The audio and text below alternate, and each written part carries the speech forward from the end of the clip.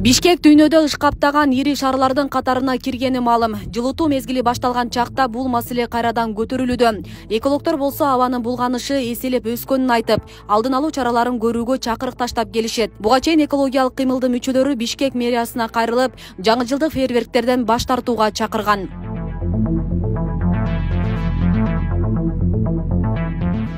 Ал ортодо шаардык мэрия келе жаткан 2024-жылды тоосуу программасына салют атуу киргизилбегенин кошумчалап, жаратылыш ресурстары, экология жана техникалык көзөмөл министрлигинин сунушун колдой турганын билдирип чыкты. Демек, бул жылы Бишкекте Ала Тоо аянтындагы майрам тоосуда түстүү фейерверктер салют атылбай турган болду.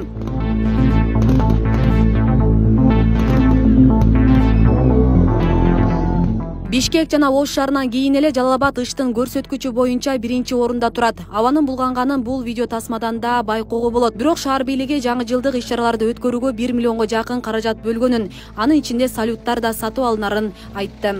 Майрамга даярдануу максатында жергиликтүү бюджеттен шаар жасалгасына 1 миллион сом акча каражаты каралган. Ал акча каражаты тендерге коюлуп 810 миң сом утуп алынып, азыр ушул шаар жасалгасы, ушу балаттын жасалгасына жумшалмакчы. Андан сырткары мэрдин балатысы өткөрүлмөкчү. Бул жерде 500 балага белектерине 485 миң сом акча каражат каралган. Бул да тендерге коюлат. Ушул тендердин негизинде балдарга белектер алып берилет. Андан сырткары ошол салютка деп 60 миң сом акча каражаты каралган, жана Аяз атанын билектерине 5 миң сом акча каражаты каралган. Албетте, өлкөдө пиротехникалык каражаттарды сатууга жана колдонууга тыюу салынбаган менен адистер мүмкүн болсо колдонбой эле коюуну сунуштайт. Аталган заттарды 1 декабрдан январдын 15-ине чейин атайын уруксат кагазы бар ишкерлер гана сата алышат. Аны колдонуудагы эрежелер сакталбаган учурда өрттүн келип чыгуусуна жана адам өмүрүнө коркунуч алып келген жагдайлар бар. Аны колдоноордон мурда ошол нуско менен таанышып, ошонун талаптарын аткарыш керек. Мындан тышкары пиротехникалык каражаттарды колдонууда коопсуз жайды тандаш керек. Ошол колдонуп бүткөндөн кийин дагы эгер пиротехникалык каражат иштебей, атылбай калса, аны ачууга же аны үңүлүп кароого ушундай аракеттерге барбаш керек. Себеби ошо кокус дагы атылып кетип, жарандар жарылып калышы мүмкүн.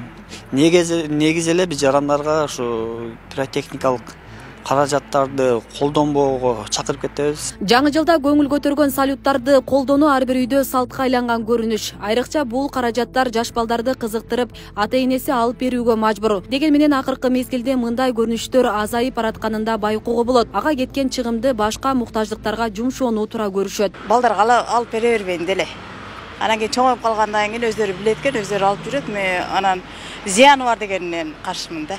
Ал эми бир жарылат болду, бирок мындай көңүл көтөргөнгө жакшы. Несі адамга зыян экени, экологияга тийгизген таасирлери ham терс экени белгиленип атат. Акыркы күндөрү дагы мындай жол кырсыктарынан салюттар жарылып атпайбы? Жарылды го. Ошону дагы карап туруп, биз ошондо деле экологияга канчалык зыян кетти, ошол нерселерди биз эске алуу менен бул салютсуз деле тоссо болот негизи. Жаңы жылдарды жана биз балдардын көңүлүн кыя албай эле алып берип кое беребиз. Кошумча маалымат катары айта кетсек, буга чейин Бишкек Нарын Торуга артууна жолунда жарылуучу пиротехникалык каражаттарды ташыган оор жүк ташуучунун айдоочусу рулду башкара албай жол кырсыгынан кабылган. Кырсыктын кесепетине фейерверктер жарылып, ири өрттүн чыгышына жол ачкан. Анын кесепетинен бир адам каза болгон. Асия Сыдыкова, Эркин Салиев, Регион телеканалы, Жалал Абад.